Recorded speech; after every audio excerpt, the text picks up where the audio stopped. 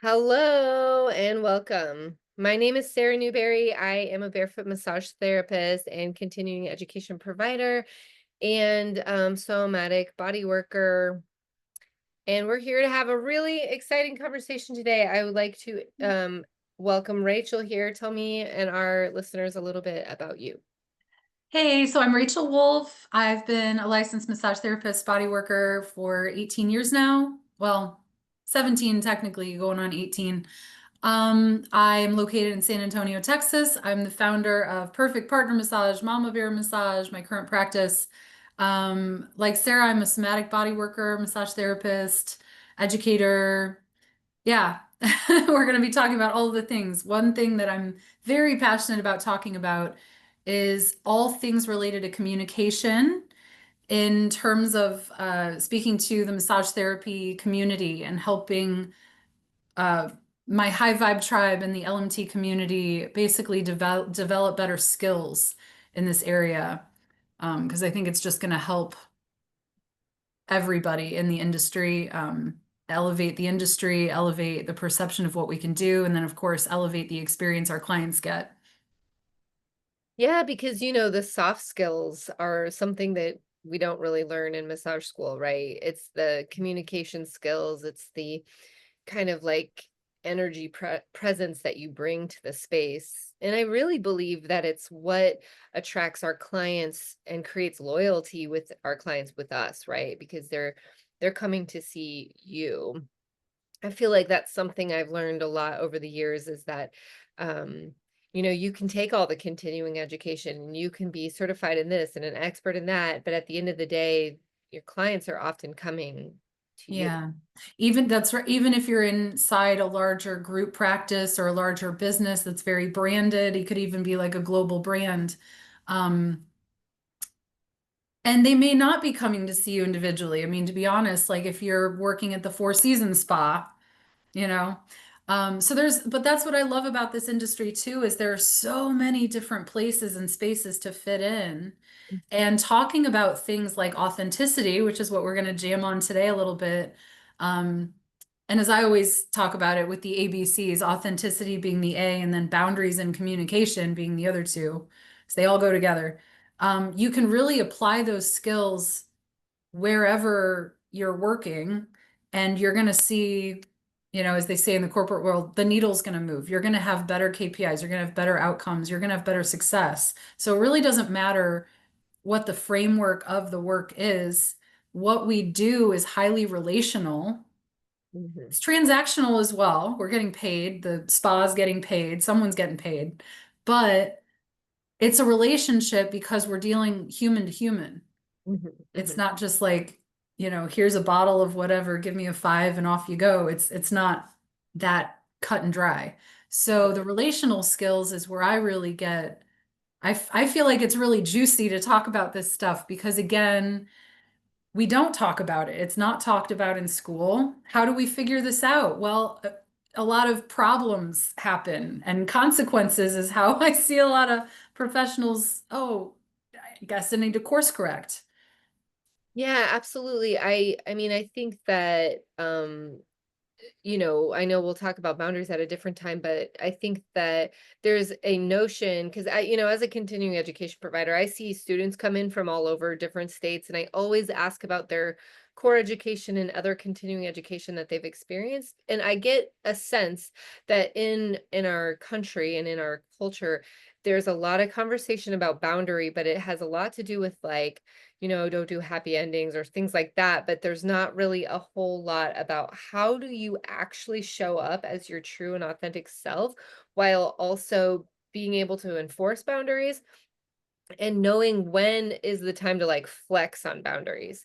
And because of that relational component that you just mentioned, it's like there does have to be some fluidity and some firmness. And Mhm. how do you kind of know, like, when your nervous system is saying, like, yeah, there needs to be a boundary here, or like, oh, I can actually show up as my authentic self in this space, that allows my client to feel more connected to me and more connected to their own experience because of being connected to me. Hopefully that makes sense. Yeah.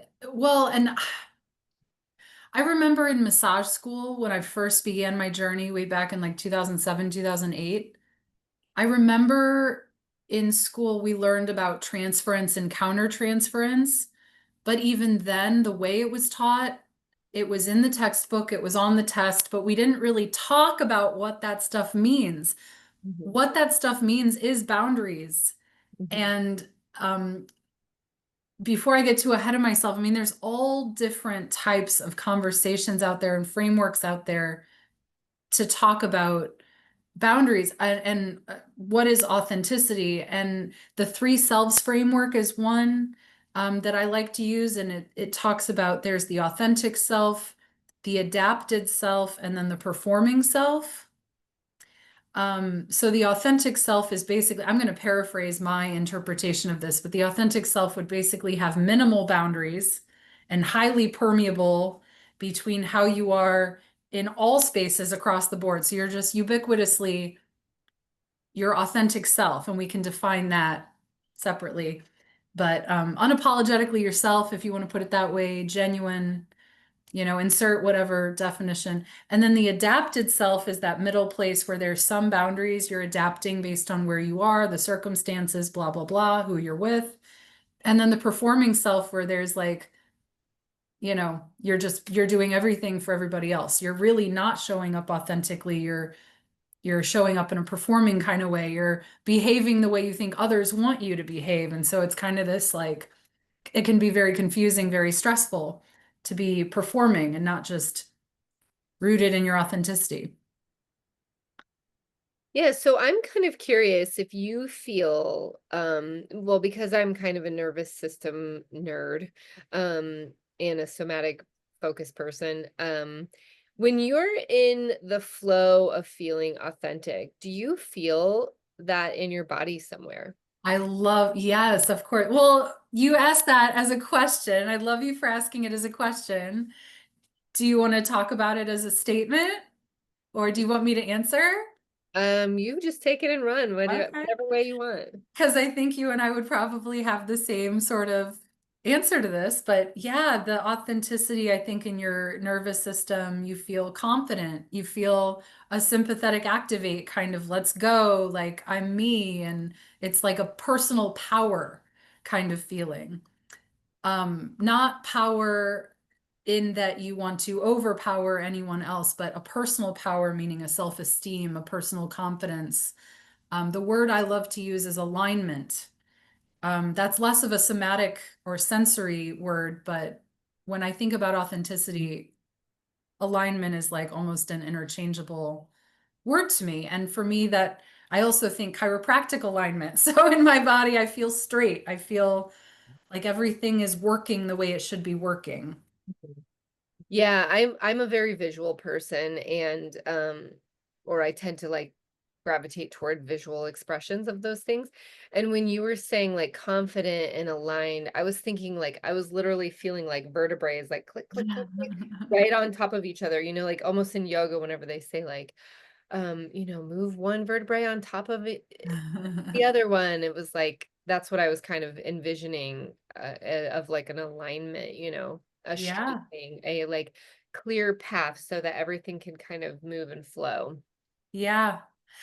I not to take us off the path or whatever, but I teach this really cool workshop where we talk about that in terms of Maslow's hierarchy of needs, because a lot of the time we're trying to thrive while we're surviving, which is possible, but sometimes it's a bit of a cart before the horse kind of situation. Mhm. So the workshop entails identifying all your pain points. Okay, where do these pain points really stem from in terms of like urgency and what should I focus on first? And then we kind of workshop how to eliminate those pain points in a way that is aligned with your personal core values. And we do a personal core values assessment at the top of the workshop. So that's like our starting place. And it's so fucking cool and fun. Um, excuse me for cursing. Are we allowed? Okay, good. Because If it feels authentic, I'm into that's it. it did. It felt right. So I just let it out. Yeah. But yeah, I think a really good place for a lot of people to start maybe is to just take a core values assessment and just say, like, what are my core values? A lot of people don't even really know what those are. And according to Carl Jung, those are kind of formed in us, in our psyche by the time we're around age 10 or 11. Mhm. And they might change a little bit throughout life, but really they don't. Much like the way the base of the spine or the pelvis, you might think of that being a little more solidified. It's not actually anatomically correct, as we know. SI joints go out all the fucking time. But, this, like, the base is more stable, and then things that ripple up might need more Mhm. adjusting later on. Um, You like, know, there's a oh, mm, sorry. There's a really cool deck actually. I'll have to look it up, but I have it and it's like a deck of values. And the idea is that they're on cards and you lay them all out and you sort of narrow down. It's kind of like a tactile way to see what mm, values could be, you know? Um, and yeah, then you end up like choosing between maybe you have like 20 values, right? There it's like a deck of 50 or something. And yeah. you're like really valuing like 20 of them. And then you like we're trying to get it down to like maybe five. And so Hmm. kind of like you really have to choose which ones are the most important. And then I think it's also really cool because if I'm remembering correctly, there is also on the backside kind of a little blurb about what the value means because sometimes those things that we think we value, once we really understand what they are, they might not be as like our core values, you know? Absolutely. Yeah. So, what you just described is one of two ways that you can really go about sort of figuring out what are your core values. The way you just described is the affirmative way, where you look at a list and what resonates the most. And I love that you have cards where you can actually have a bit of a sensory experience with connecting with your val. That's very cool. I might steal that On idea. 'em. Yeah, I'll find the deck that I have and I Cool. Yeah, yeah. Next time you see it, just shoot me a text of it or something. But I usually have everybody go through a list and highlight or, workshop it from 20 or so down to 5 to 10. But the second way that you go about it, and sometimes it's faster and more powerful, is think about a time that you were triggered. Now, I don't mean from your husband or somebody in your intimate life, that is a little bit different. Maybe not, but I mean, like, if you're out in public somewhere or at work or somewhere with some person, or something happens that just really triggers you, and maybe it's especially powerful where, like, you have to ruminate about it later. Like, it just really gets under your skin. Most of the time when something like that happens, it's because one of our core values is being stepped on or poked or fucked with in some kind of way. Mhm. So I think about an example from my life, and this can also be from years and years and years ago. I mean, if it is unhealed, unresolved, and stored, use it. It doesn't have to be from last week to still be relevant. It can be from a decade ago. It's still your core values. But I remember an old boss of mine was so close-minded. He used to trigger the fuck out of me. And that's because I think open-mindedness is something I really value. And just collaboration and communication, all these things. So when I was workshopping that, I was like, okay, what are the core values that are being violated here? I might come up with like three or four, right? It's kind of hard to pick one. Same thing when you're going through the affirmative way, you might have like four or five that are kind of the same. Like on my list, truth and authenticity. And I had to kind of split hairs, you know? I don't know if you've ever had to split a hair, but you usually have to split some hairs when we're going through this thing. And it's not that any one is like more true or less true. You're just trying to whittle down the list. And so for me, I actually picked truth over authenticity, even though authenticity is definitely a core value. Truth just seems to kind of encapsulate it a little bit. So yeah, it's a cool assignment though. But then once you kind of figure out what are your core values, um, it's a cool place to start diagnosing some of the pain points in your life too, some of the areas of friction. And you can kind of figure out where is that misalignment happening. And that's usually, the first place to start, Mhm. Mhm. right? And then The rest of it's much more complex, figuring out how to realign. Mhm. That's I strategic. love I love kind of how you are taking like workshopping it almost backwards. It's like, oh, Mhm. I remember an experience and like from, a trauma informed place over here, I'm just thinking like try to choose something that's not supercharged, right? Like that's Yeah, maybe do a little charge or a medium charge or something. Don't take yourself all the way off the yeah. like the cliff there. But I love that playing with kind of those things that happened that were like rough and challenging and like looking at it from a different perspective. I'm curious when we talk about authenticity, feeling like alignment, feeling like flow, feeling like this feels good.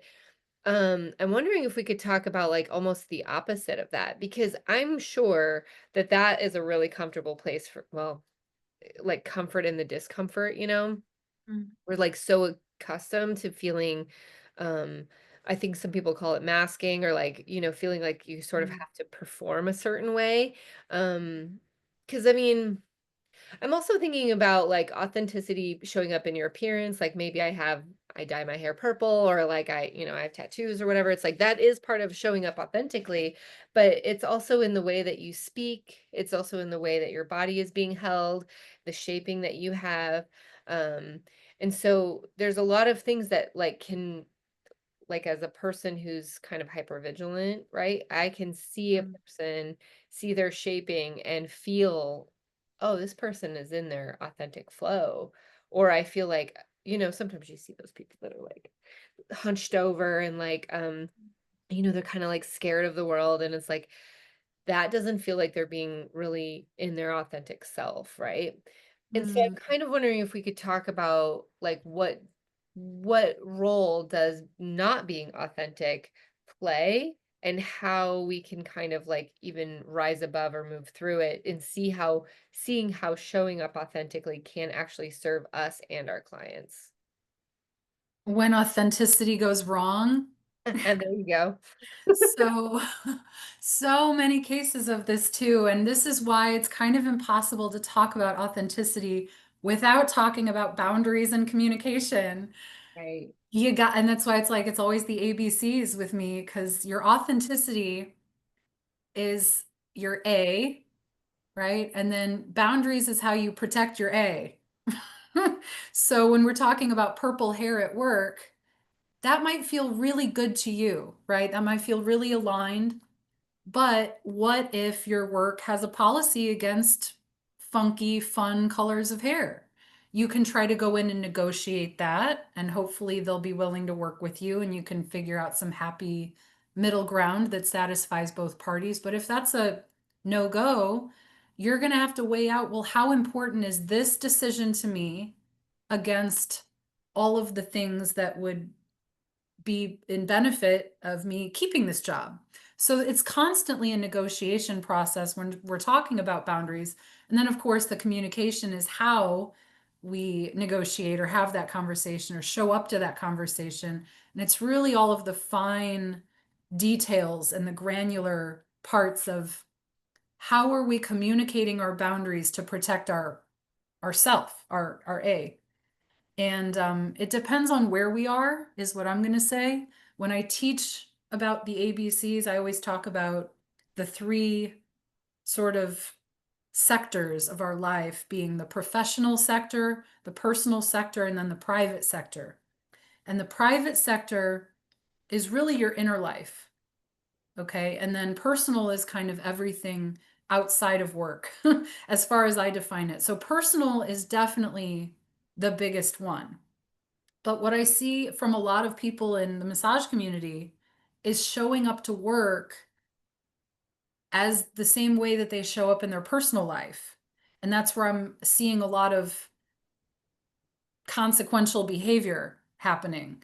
And whether it's between the employer and the individual LMT, or just the LMT in private practice, and who has ultimate freedom and autonomy to show up as authentically as they want, but there still might be some consequences there between their clients not experiencing that very well. And we could talk about that a lot too, because I think there are some pros and some cons to showing up as your pure, authentic self in a professional space where you are completely in charge of it all. Like, I'll be honest, I'm in private practice right now, and there are some times when I feel very inclined to slip into personal mode.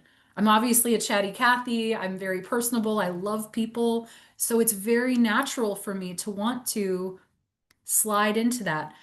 But, and I'll just share this from my personal life, because I don't want to like proselytize, like, this is the way, but this is what I've learned is back in the day when I was in the early days of Sunflower, like 2011, 2012, like over a decade ago, I felt like I was still very much a people pleaser and I wanted to be liked more than I wanted to be respected. And that was driving me to show up without healthy professional boundaries all the time. And that pertained to the way I related to my clientele, that related to the way I related to my staff and other people in the community. But it was really more consequential when it came to staff and when it came to clients. And what I learned is over time, the more you shift into having healthy professional boundaries where you're caring more about other priorities. Like for me, I shifted from wanting to be liked to wanting to be respected, and not even wanting to be respected, but just wanting the machine of the business to operate and be less stressful for me. Honestly, it was for my stress relief that, and I had to adapt new boundaries. So I kind of fumbled through, and also in my personal life, I was becoming less of a people pleaser, over time. I always say the professional and personal journeys are two sides of the same coin, Absolutely. you know? So that was my experience with understanding the value of differentiating, well, where am I? And based on where am I, how am I going to show up still authentically me, but just with a few boundaries, a few frameworks of, okay, I'm here. This is how I am when I'm here, right? And just little shifts. Because to answer your question, when authenticity goes wrong, or, when there's friction there, it can feel like all kinds of ick, Mhm, mhm, right? But what do you do with that icky feeling, and how much control do you have or influence do you have over your external factors? Sometimes in order to make it work externally, we have to shift internally. And I think that's the starting place, is let's just have a conversation about, well, maybe what are you doing currently that's not actually serving you, mhm, mhm. that you can influence and control? Yeah, and I think back to what we were kind of saying in the beginning of this conversation is massage the relationship we create with our clients as massage therapists. I mean, we can never forget that this is a very intimate experience, right? There's a lot of power dynamics at play. The person trusts you to be a safe person so that they can remove their clothing and have a service performed to their body. There has to be a lot of safety, which means that if you were showing up not authentic, or showing up when authenticity goes wrong, right? It's really going to affect their ability to feel safe. Yeah, And 100%.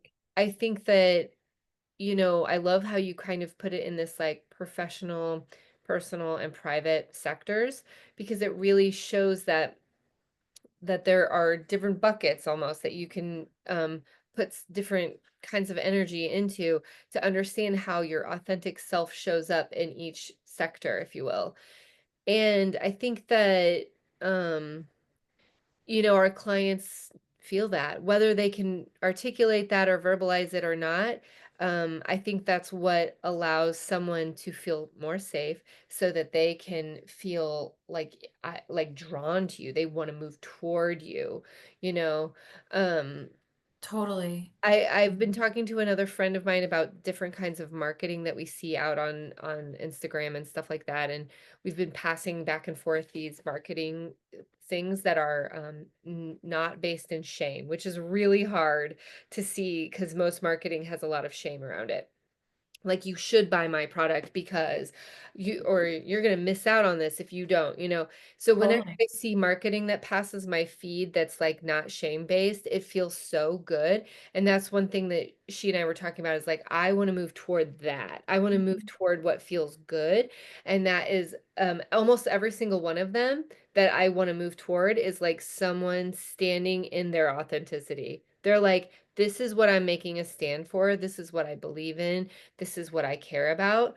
And there's not even a call to action necessarily. It's not like, this is what I believe in, so click the link in my bio or anything like that. It's like, here's what I believe in. And there's sort of a certain energy about like, yeah, I want to move toward that. And I feel like as we talk about authenticity, it's so important, not only in the way that we talk to our clients, right? That because they're going to feel that, like we've said, but it's also like in our marketing, it's in how we set up our policies and then enforce them. It's all part of um being authentic. This is something that I've, you know, before COVID, I had like a practice of 8 employees, and with COVID, I took that opportunity to come back to only being by myself. And with that meant that I could choose my policies and enforce them in the way that I wanted to. Before, whenever I had a staff of people, I had to enforce the policies because they needed to get paid. They needed to keep their things moving forward, right? Mhm. Well, I'm a mom of 4 kids. Like, someone's always sick, someone always has baseball practice, and I'm moving my clients around a lot.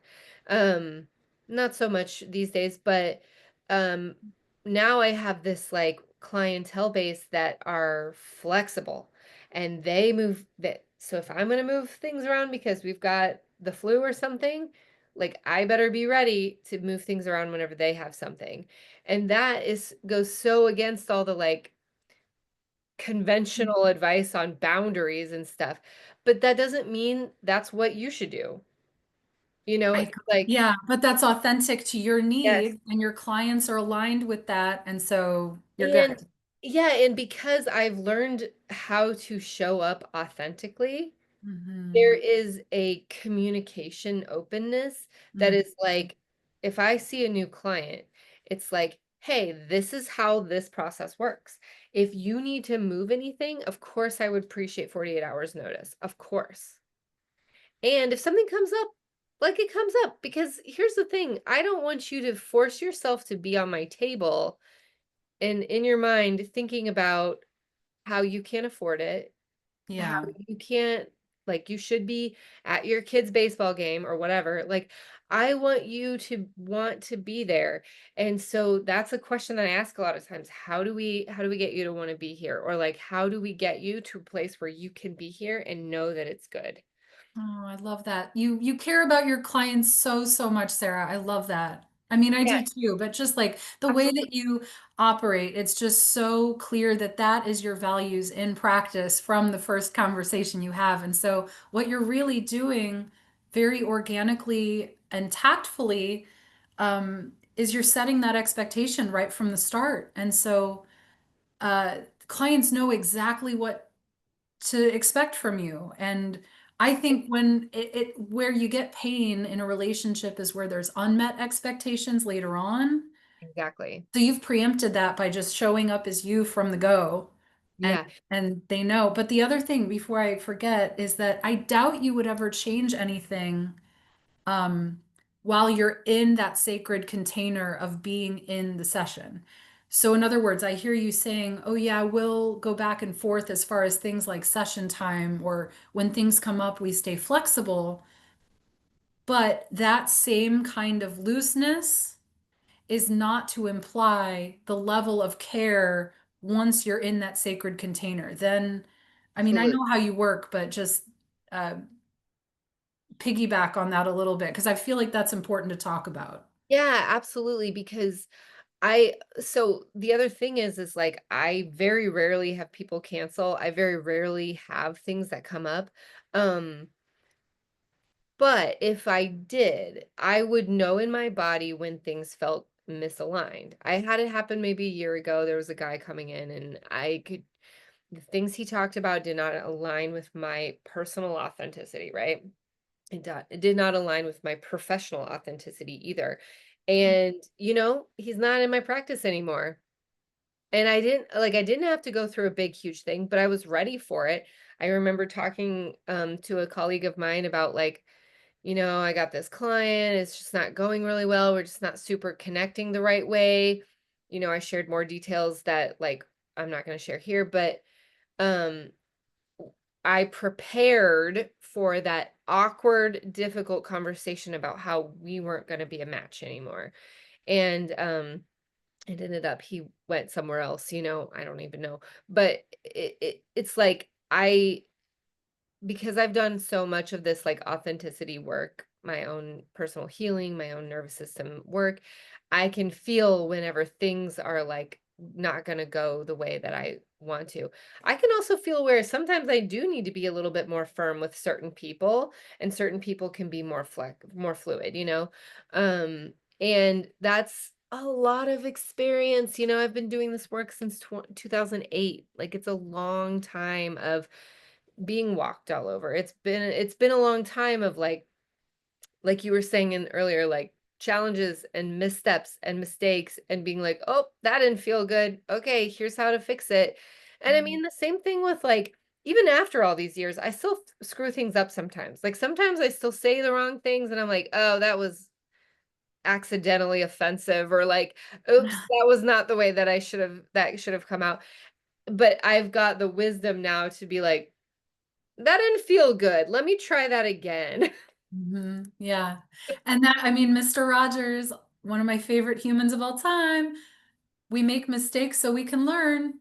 That's how we course correct is, oop, I'm off track. Whoops, whoops, whoops. Um, in fact, that's one of my contradictory statements that I'll sometimes say to myself. If I make a mistake, which if if just like every 5 seconds some mistake gets made, um, whoops. Yeah. Like instead of the whole guilt trip, beat yourself up nonsense, But just this is okay, where, whoops, like, moving this right is where along. the personal work has to happen, right? This is where, like, therapy, coaching, business coaching, we can't do this alone, right? Like, we can't do any of this. We shouldn't do any of this alone, right? It helps to have help. Yeah. Yeah, and it's helps to have help, but it also helps to have that, like, orientation of, like, that witnessing the reflection back, like, "Okay, this person came in, you didn't like that. You didn't like that. Remember you didn't like that." Even if it's like a pal or a colleague or something, while Um, offering HIPAA and privacy and all that stuff, but, um, I think that Oh, I have a thought. I want to interject. So that could be a cool journaling prompt is anytime you're going about your day, let's just say it's a work day and you're dealing with clients and staff and whatever else. Who are all the characters in that part of your world? And anytime something feels ick, maybe find an opportunity to go do a quick voice memo or however you like to journal. I do selfie videos. That's my personal journaling method. But do a quick journaling about it and then maybe later reflect back to find the patterns. Mm. That could be a cool thing because I think so much we have these ick moments and then we're so habituated to rolling with it and not pausing. Yeah, this is also making me think too, we're kind of, unicorns, right? Because they say the average shelf life of a massage therapist is like 6 years. So Oh, I know it's like you go to school and then I didn't know it was that low. I mean, that was a stat from a long time ago, so it might be different now, but you and I both have been in this industry for a long time. And I feel like all the things that we're talking about and the things that we're saying, like, how do you run a business? How do you communicate with people? I wonder if some of these things that we're talking about are things that we've kind of ironed out because we've been doing this for so long. If someone gets out of school and they go and work for like a chain or a big box, which by the way, there's so much opportunity for experience there, right? It's like Yeah, yeah. hands on bodies, get your hands on bodies, right?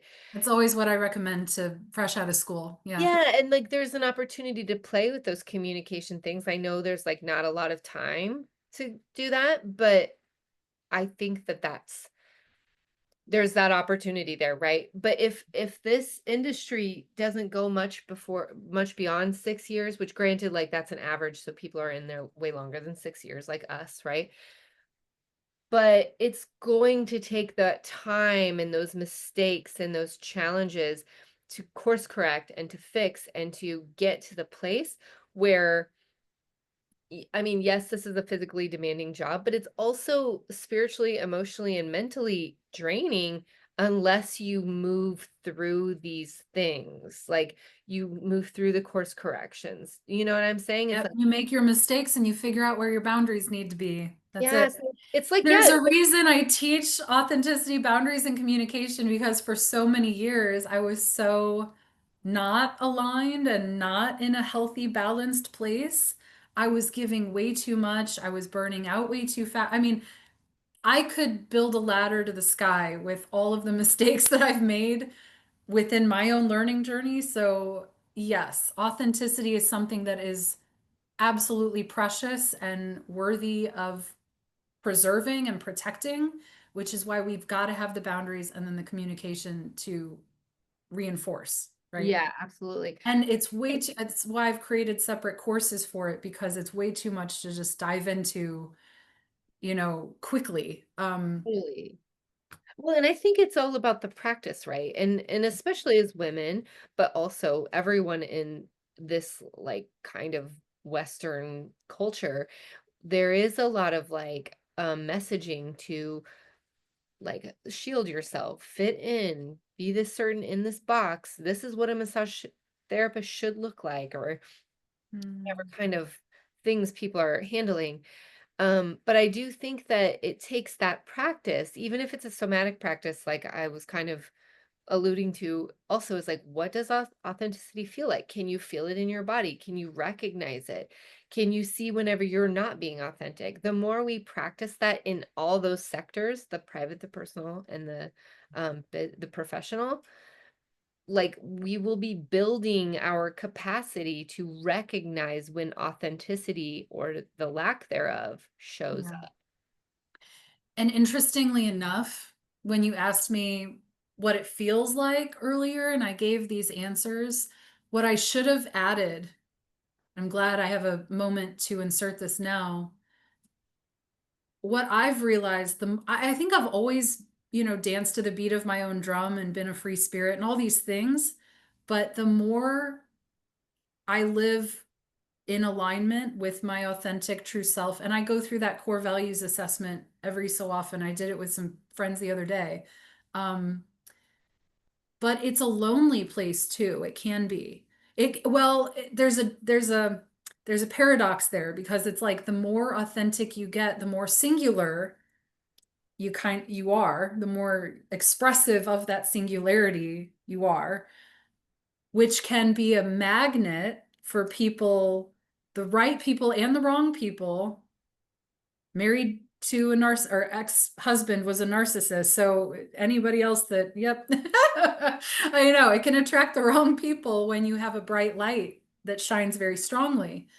So you can attract and you can, so both kinds of people will be drawn to you. There's even more of a need to have boundaries. The more authentic you get, the more boundaried you need to get to protect yourself, or else consequences happen. Mhm, And sometimes they're pretty big. mhm, So, but that feeling of, oh, I'm getting more and more authentic, meaning more and more in my truth of self, that might mean that some friends have got to go.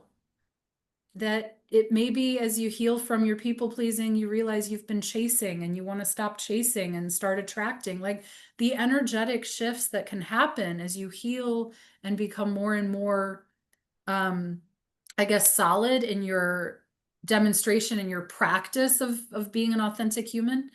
It can feel initially, I guess, isolating or lonely or, because I think it's also a very spiritual path. Um, I could keep going. I want to pause though. Do you have anything to add before I start jamming on soul versus ego, because my God, that could be a lot. I know, right? No, I think I'm tracking with you. Okay, so soul versus ego is kind of the next place because I think people that seek authenticity, they seek a life where they can express themselves and be themselves. They want to just be themselves, right? That's what authenticity is. And so we seek out places and people that we can be ourselves in, we can feel safe. And then on top of safety, build up to fulfillment, total epic fulfillment, as I say. Um, but as we're seeking that out, I feel like that comes from a soul journey where we're seeking truth, we're seeking inner peace, we're seeking connection, right? And not just external connection, but with ourself too. We're seeking deep connection with deep parts of ourselves and alignment with all of that. And the ego is something that um, takes us into maturity. It says, I am Rachel Wolff, body worker, massage therapist. Like my identity is very well enforced and supported and created by the ego. So I wanted to talk about this a little bit because I think people have this negative connotation of ego in contrast with the soul. And I'm here to say that the ego is something that we need, and we need to just make sure that it's not behind the wheel of all of our decision making, right? Um, but we have to have it. We have to have our survival needs met. I see a lot of people in the tribe, and I'll include my former self. I think I'm in a better place with it now, but almost this self-sacrificing thing in the sake of living an authentic life and being a healer or a body worker, however you want to self-identify, there's this thing, there's this funny thing that happens with ego interception, I think, and how we relate to things like money or um, I don't know, there's just some other parts of our societal structure, capitalism being part of it, and the financial journey being a part of it, but also just this idea that like you can be successful and on a soul journey, and you can be authentic and on a soul journey, but having your ego integrated, right? Where your soul is behind the wheel most of the time. You're living a life of alignment.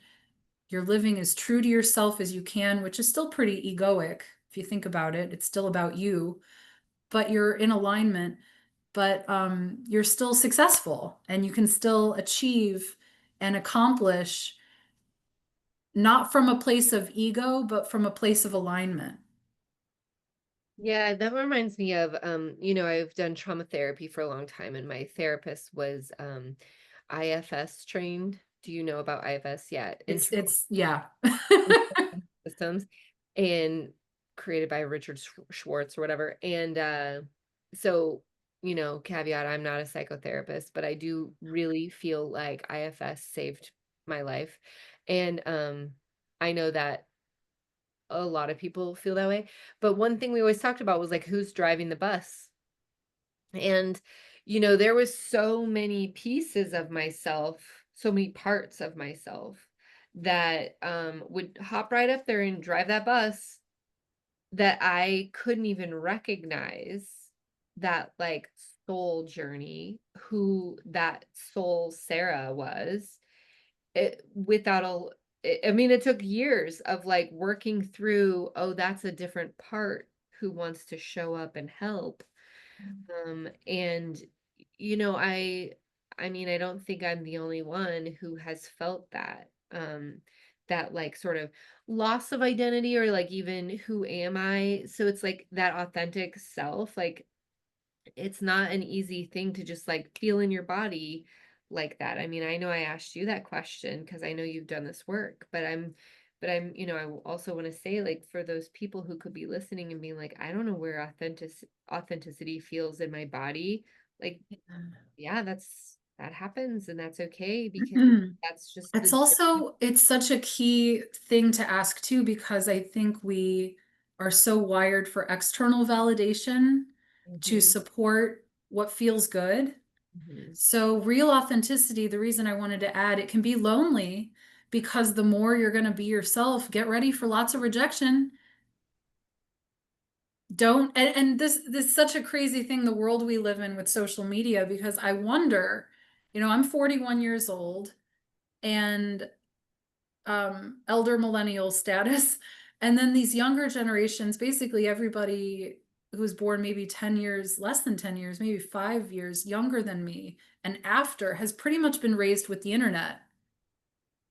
Um, and I feel like it's just such a ubiquitous thing where, like, oh, online is where we live. Hmm. And this conflation with being my authentic self in the real world versus being my authentic self online. Hmm. And that can be very fucking confusing because, as somebody who, thank goodness, prepubescently, no internet. So I feel like my earlier years were very like not distracted by all that. I had Oregon Trail and Minesweeper and like AOL chat rooms, and that was like it. Um, so yeah, I didn't have my early years of coming into my adolescent identity tainted with this weird internet land. Hmm. Hmm. But there are all these young people growing up in internet land trying to be authentic in a fake space, right? What are your thoughts on that, Sarah? And you're a parent, and yeah, I was gonna say it was a rough morning because part of our conversation was the difference between um, real life and screen life. And you know, I'm gonna get all the words wrong because this isn't my area of expertise, but there's certain ages to which children live in like different brain waves, right? So that's like our imagination and stuff like that. yeah. And I think it's really concerning to bring in the virtual world too young because and like maybe that makes me sound really old, but I mean, I think the facts are there, right? I think most social scientists agree with you. Just so, Yeah, and it's like to really understand that like our world is real, it's tangible, it's touchable. And as a somatic body worker and coach, I feel so moved by that. And I watch my kids, my oldest is 11. Um I watch my kids struggle with like how do I be friends in real life? We play this game together online, but then how do I make it happen in real life? And you know, or like I'll hear stories about like, well, we played on Roblox, but then at school we don't talk. And it's like, okay, this is really concerning, right? So I'm really interested in rooting into the body. Like AI is coming, technology is here, like we're going to continue to see the separation of body and mind, right? And so it seems even more important that we root into our physical forms. That's why massage is going to be really important coming forward, right? Because we have to remember that our bodies are actually full ripe with nervous system information and intuition and all of those things. The further we become into technology, I mean, I just watched one of those shows that was talking about AI the other night, AI slop, and they were saying how sometimes these, especially older than us, like boomers or whatever, are really struggling to know the difference between an AI generated image and like an artist image. And it's like that's only going to continue, right? It's only going to continue getting more confusing and more unclear. So when that gets to be to the top of our capacity to understand, our bodies will always be here ready for information. So I think it's just really important that we root into the body as much as possible. We have experiences with sensations, have experiences with sensory input, whether it's massage, because that's what that is, right? Or a hot bath, or like, yeah, Play-Doh, yeah. or like whatever. A physical, um, feeling of safety, a grounding, a physical grounding in the nervous system. And Yeah. I think that if my kiddos are having these things about and like that's all part of this authenticity conversation, right? Because yeah, how do you show up in Roblox versus how do you show up in real life? I mean, at some point we might be adding a private sector, personal sector, professional sector, and like online presence or something sector because Yeah. it really does feel as if there's this like whole other life that's being led online. Um, Yeah. and I And mean, when as I talk about things happening online, I'm like, let's be clear that this is more about public perception and optics. It's really, and yes, like on Facebook, the people we know that, and that to me, 2007, Rachel getting into Facebook for the first time, that's how I was introduced to Facebook, was it was you and your friends right. chatting, and now it's just, it's way eons past that, Well, but and it's as still small fake. yeah, absolutely. As small business people, like there are people who are creating content for money, like and they're I don't know, maybe living off nothing but that. I have no idea. But I think that and then I see this in the parent world a lot too, where people are comparing, they're orienting their own lives to people on the internet, and you have to remember that that's all curated and all that stuff. And so then the place of and this goes back to the marketing piece of like when you're authentic, Mhm. people recognize it and move toward it. But if Mhm. you cannot recognize your own authenticity when you're feeling in your body Mhm. authentic, it's really going to be a challenge to know which way to go, to choose a path to go, right? Which job to take, which client to take or fire. It's Mhm. really going to be challenging to recognize when you're in your own authentic power if you're not doing that practice. I have a thought. Yeah. So I love everything you just said, and I'm sitting here and my wheels are turning. So have you ever, okay, here's my take on it. I feel like this is my interpretation, okay? I feel like the world is so full of fake bullshit right now, right? Lies and deceit coming at us like pepper spray just everywhere. And buckshot just everywhere, just peppering us every day. And so, as an anti-trend, what we're seeking is authenticity. But I think that's a trend. Like you sent me that article where it was like the anti-trend is actually, how did they put it? Not gross or overt, but it was like very, very big vulnerability. Like Mm, what I will call gross vulnerability. So like ugly crying with yeah. no editing into the screen, like beyond just transparency. It's like vulnerability porn is what I've heard it be called. That's so, yes. Yeah, it's almost, it's like almost, Yeah.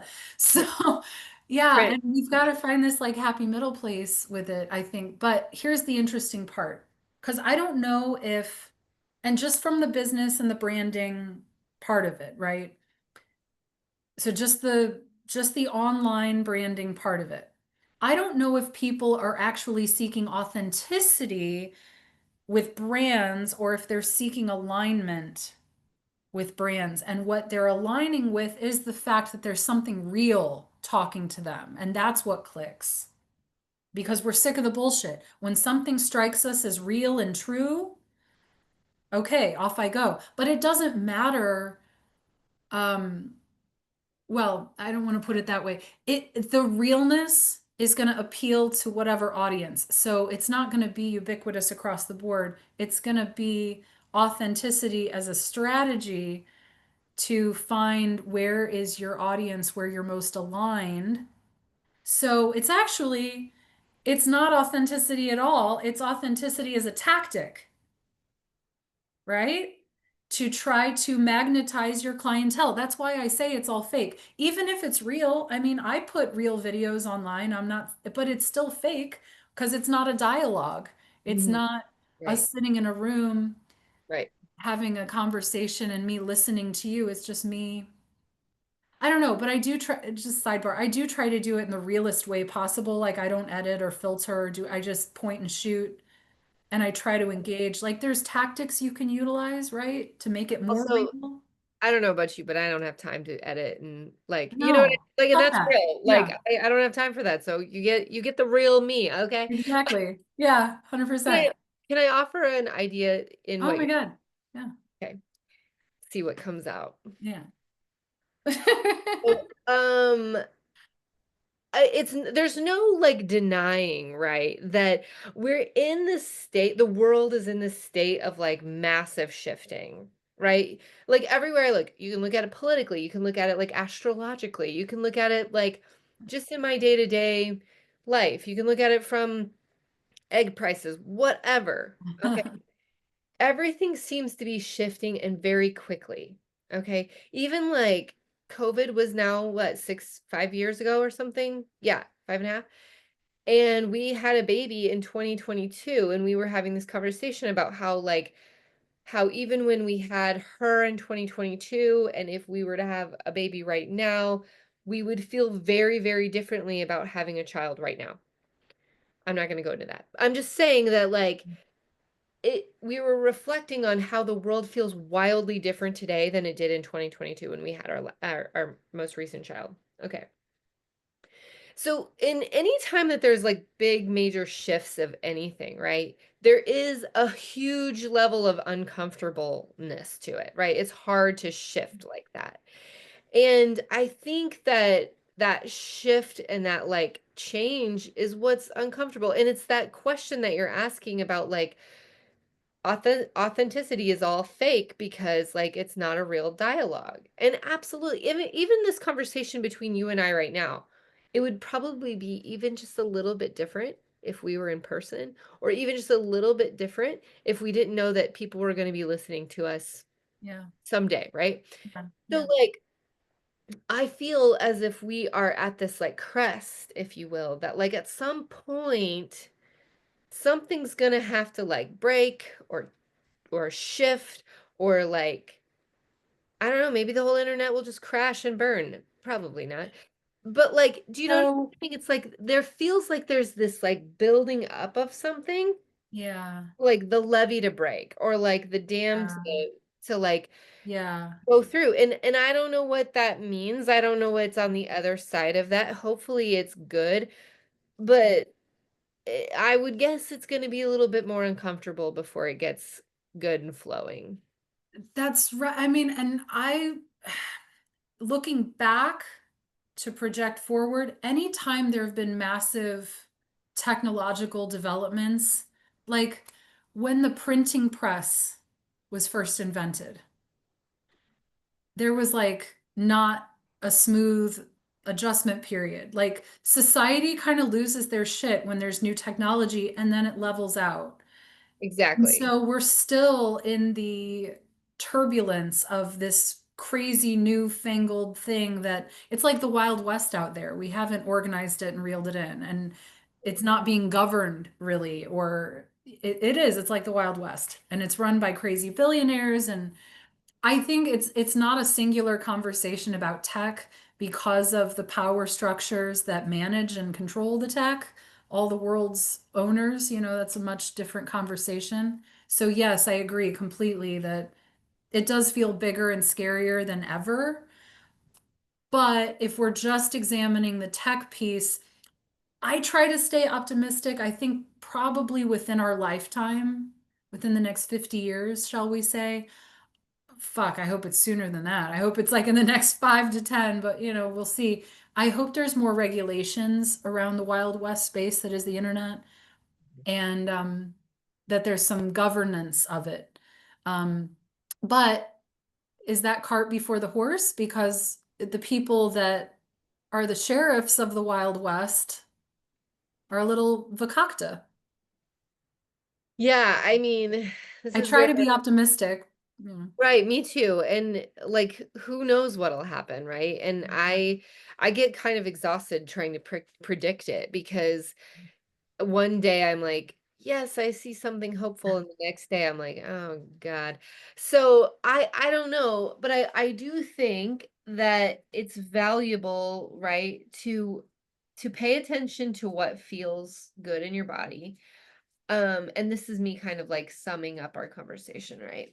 Yeah, sure. Like, I do think it's valuable to like notice in your body what feels good and what doesn't, and what feels authentic and what feels when you're having to be like a little inauthentic, because we do have to like navigate the world. We can't always be like crying balls of mess on the floor whenever we got to go to work. Like, you got to get up and go to work, you know?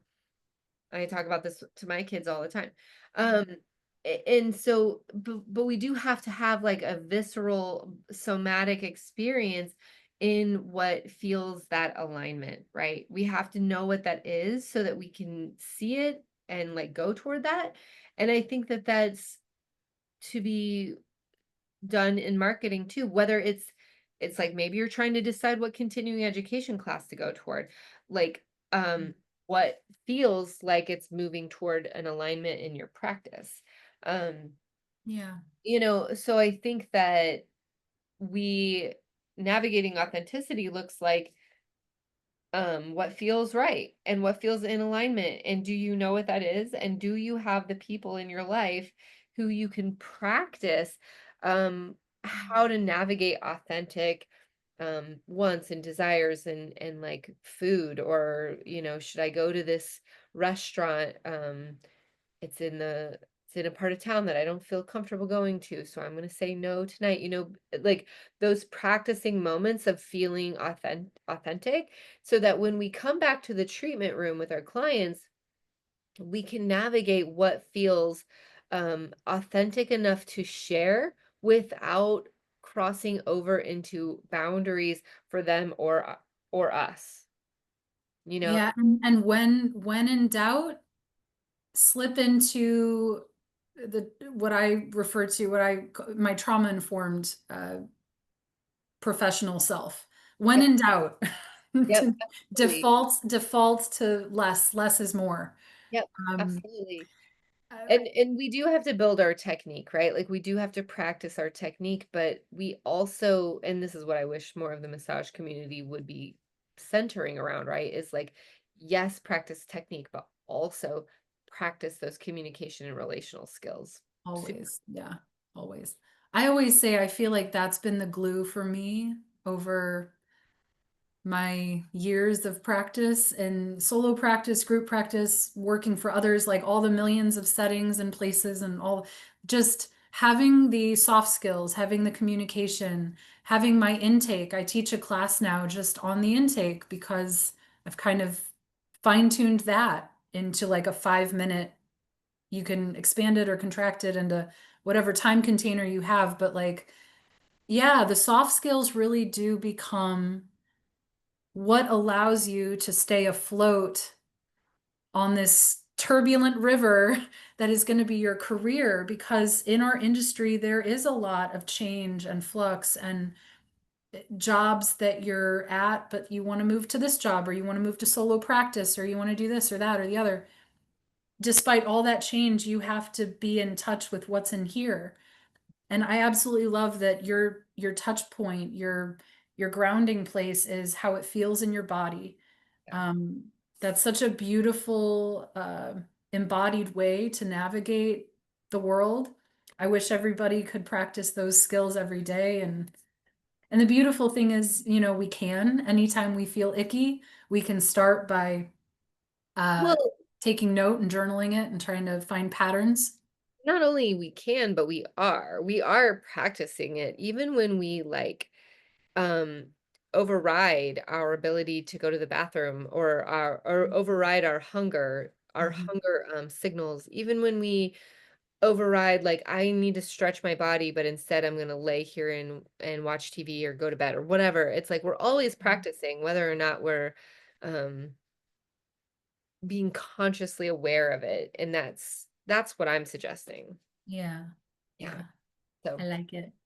all right, my friend, next time we're going to talk about the B and the C, and A will probably come back around too, if I had to guess, but Yeah, the ABCs. They're yeah, they're a they're a set. They kind of Yeah, go together. absolutely. So join us next time and we'll keep talking about this. Let us know what you like about this conversation. And we'll be back to talk more. Thanks, Thanks Rachel. for listening. Thanks.